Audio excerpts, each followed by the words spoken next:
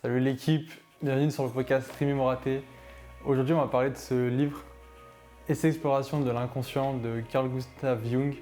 C'est un livre qui m'a très fortement inspiré. Il parle de l'analyse des rêves, l'interprétation des rêves, etc. Et comment ça peut t'aider à améliorer ta vie consciente. C'est un thème qui m'a vraiment plu, j'ai direct accroché. Et je me suis dit pourquoi pas vous faire un petit partage des 12 chapitres. Donc, non, des 9 chapitres, pardon. Et on va du coup se baser sur mes notes que j'ai prises là sur les derniers mois. J'ai pris le temps de faire ça plutôt bien, j'espère en tout cas. Donc, vous me direz dans les commentaires. Et je vais faire un épisode par chapitre. Donc ça fera en tout 9 chapitres, 10 avec l'introduction. Sous forme de podcast, donc vous écoutez ça si vous le souhaitez dans les transports, que ce soit en voiture, dans les transports en commun, à vélo. Genre le matin si tu vas à vélo au taf, tu peux écouter mec. Donc on va résumer un peu qui est Carl Gustav Jung et puis après on passera à la suite, c'est parti. Ok, donc Carl Gustav Jung il est né le 26 juillet 1875 dans le canton de Thurgovie, donc c'est en Suisse. Et en gros son père était pasteur et il s'est dirigé vers des études de psychiatrie dans le milieu médical, il a aussi étudié à Paris, etc. Il est connu parce qu'il a été le disciple de Freud, donc Freud qui a permis de la redécouverte et le regain d'intérêt pour tout ce qui est inconscient et rêve. Et sauf qu'après, par la suite, ils se sont dissociés, donc ça on en parlera un peu aussi dans l'introduction. Il s'est dissocié de sa philosophie parce que Jung pensait qu'il y avait un inconscient collectif. C'est globalement ça le gros point de désaccord entre les deux personnages. Et surtout, il a fait pas mal d'études comparatives, donc il est parti vivre dans des peuples indigènes, avec des peuples indigènes par exemple en Inde, en Afrique. Et il a fait des études pour voir un peu, pour étudier les civilisations non européennes et voir comment elles réagissaient avec leur propre archétype, etc. Pareil, c'est des notions qu'on va voir en détail un peu plus loin. Et il s'est éteint en juin 1961, à l'âge de 86 ans. Chapitre d'introduction de la page 11 à la page 27. Alors, ce qu'il faut retenir, c'est que ce livre, c'est le dernier qui a été écrit par Jung. En fait, il a fait un rêve où il parlait à une grande foule depuis son bureau. Et c'est là qu'il a eu le déclic, il s'est dit bon ok, il faut que je vulgarise mes propos pour que que le message puisse être transmis à un plus grand nombre de personnes. Parce qu'à la base, c'était vraiment des écrits très pointilleux, très pointus. Donc on avait du mal à suivre ce qu'il disait sur ses recherches concernant les rêves notamment. Et donc ouais, c'est vraiment ce rêve qui avait été le déclic pour vulgariser sa pensée. Pour lui, il faut approfondir les cas particuliers et pas élaborer de théories hâtives.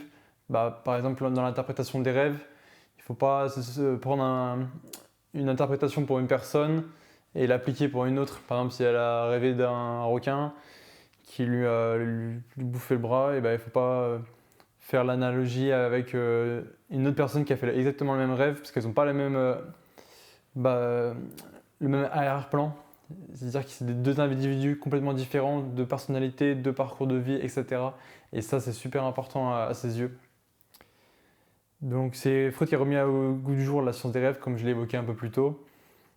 Et ils sont séparés aussi notamment sur la notion d'inconscient collectif que Jung avait théorisé, et aussi sur justement les conclusions hâtives sur la sexualité, parce que Freud il ramenait tout à la sexualité.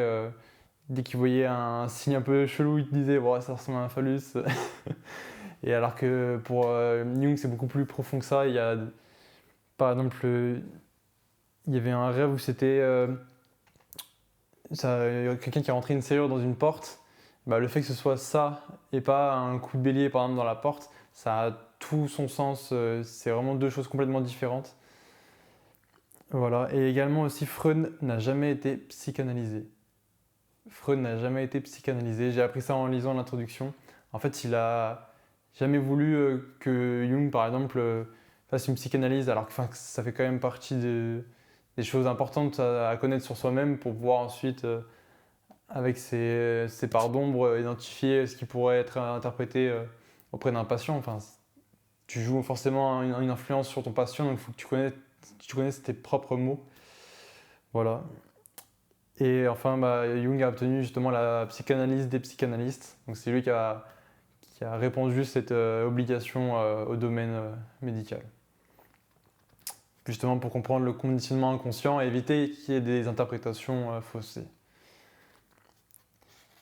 Et concernant la religion, il y avait un autre point de divergence, c'est que pour Freud, c'était des phénomènes névrotiques, alors que pour Jung, c'est complètement naturel. C'est qu'on a besoin de ces illusions, c'est une fonction qui est religieuse, qui est ancrée en nous à la base, qui est complètement naturelle d'après lui. Et en fait, c'est justement ça qui pourrait expliquer que l'origine de toutes les religions, c'est-à-dire que cette fonction religieuse, elle est naturelle et de ça a découlé après le christianisme, l'islamisme, etc. Enfin, toutes les confessions qu'on connaît aujourd'hui.